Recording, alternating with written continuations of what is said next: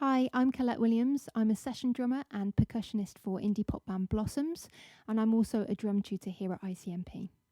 So I'm going to be covering two things in this video. Firstly, we'll be doing a paradiddle warm-up, and secondly, we'll be looking at linear fills. So for those of you who have seen some of the previous videos, you might already be familiar with what a paradiddle is. For those of you who aren't, a paradiddle is a rudiment with a very specific sticking pattern. So that sticking pattern is going to be determined by which hand we lead with. So a paradiddle starting with the right hand is going to sound like this. Right, left, right, right.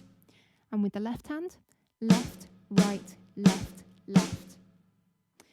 So this exercise is going to see us moving that paradiddle around the kit, shifting each of those semiquavers as we work through the different variations of the paradiddle. So for those of you who have a drum kit, then we're going to be using the snare, the rack tom, the floor tom, and later introducing our feet. For those of you working on a practice pad, that's absolutely fine. Just get yourself two cushions, pop one to your right hand side and one just in front and above your practice pad. And that's all that we're going to need for this. Okay, so we're going to start off with the right-handed paradiddle, leading with the right hand over on the floor tom, and then finishing off the remainder of that paradiddle over on the snare. It's going to sound like this. Right, left, right, right. Then we're going to lead with the left hand, bringing that first left-handed hit up into the rack tom, and then finishing off the remaining notes on the snare, like so. Left, right, left, left. Great, so let's put those two back to back now. So we have right, left, right, right, left, right, left, left. Great. Okay, so next we're going to move on to the second semiquaver in that paradiddle sequence.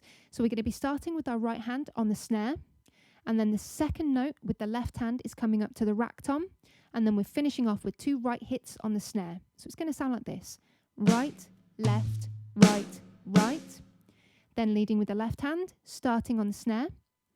Left, then we're bringing that right hand down to the floor tom. Right, left, left. Finishing off with that double left hit on the snare. Let's put those two back to back now. Right, left, right, right, left, right, left, left. Fantastic. Moving on to the third paradiddle now. So again, shifting that semiquaver once more. Starting with the right hand on the snare, we have right, left, moving the right hand to the floor tom, right, right, and finishing that double over on the snare. So really that should be a double hit, like so, but we're splitting it between two drums now. Okay, so let's try that again. Right, left, right, right. Great. Now with the left hand starting on the snare, left, right, left, left. So we're bringing that first left hit of that double up onto the rack tom and finishing off on the snare. Left, right, left, left. Great, let's put those two back to back now. Right, left, right, right, left, right, left, left.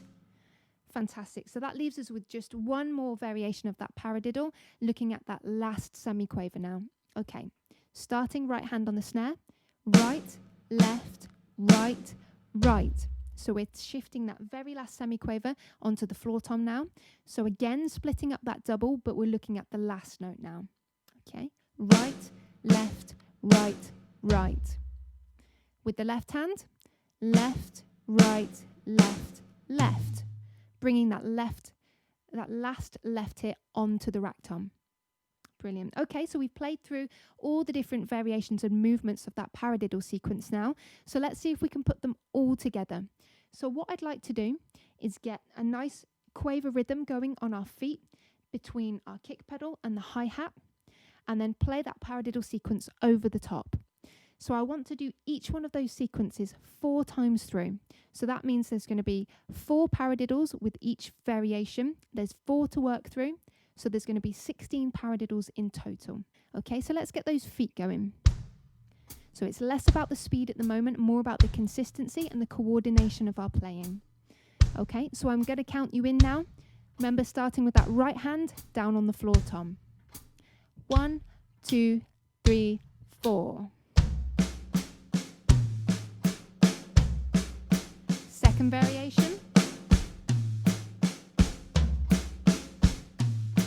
Third.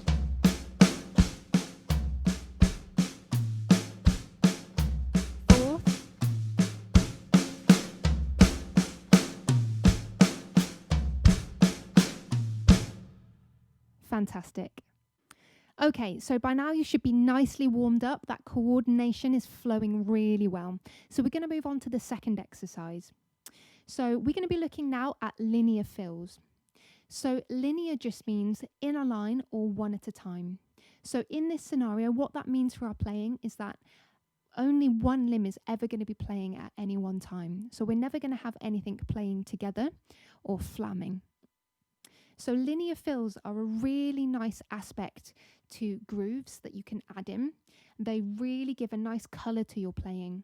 When you break them down, they're actually quite simple, but when they're played at speed, they sound really good and quite impressive as well. So if you've seen any of the previous videos, you would have heard John talking about subdivisions or groupings.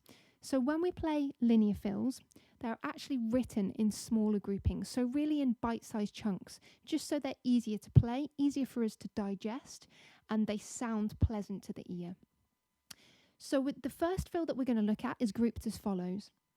It's a set of 3, then 4, then 4, then 5. So each of these sections is bookended with a kick drum.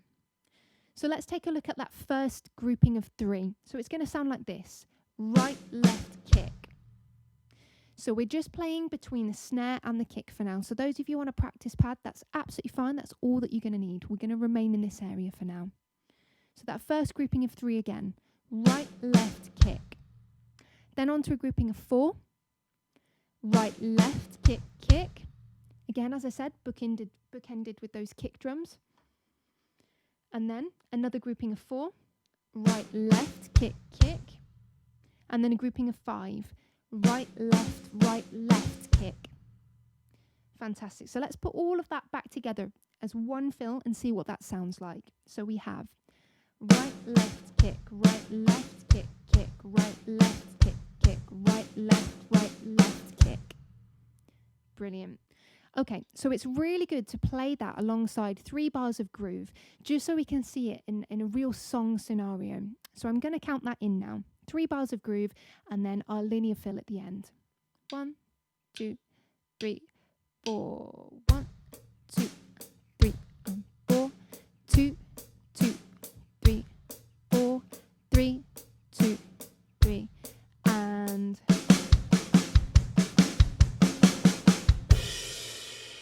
fantastic. So even though there's just one kick drum at the end of that phrase, because we're coming back in on beat 1 for the groove, it's really turning that into 2 kick drums that are quite quick. So we must think about that when we're setting the speed of our playing, because otherwise that's going to be a really quick double on the kick drum as we're coming out of that phrase. Okay, so let's take a look at fill number 2. So this one is grouped as 4, 5, 4, 3. So as I said, bookended with those kick drums. So let's look at that first grouping of 4. So we have right, left, kick, kick, then a 5, right, left, kick, then a 4, right, left, kick, kick, then a 3, right, left, kick. So let's put all of those groups together to form that one fill. So we have right, left, kick, kick, right, left, kick, right, left, kick, kick, right, left, kick. Fantastic. So let's combine that with our 3 bars of groove and see what that really kind of sounds like in that song scenario. 1, 2, 3, 4. 1, 3, 4. 2, 2, 3, 4. 3, 2, 3, 4.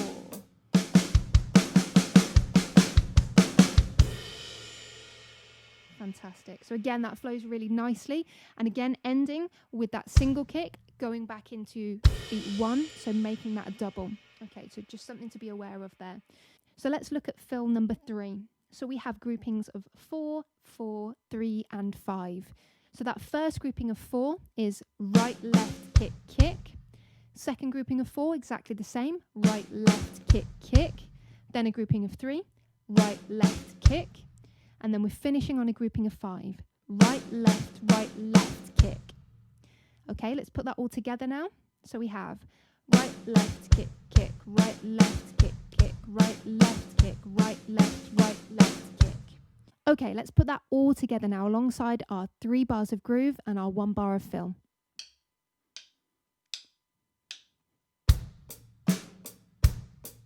bar 2,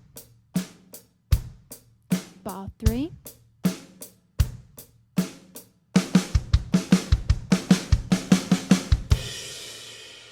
fantastic. So again, with that double, crashing out back into beat 1 of that groove again. Okay.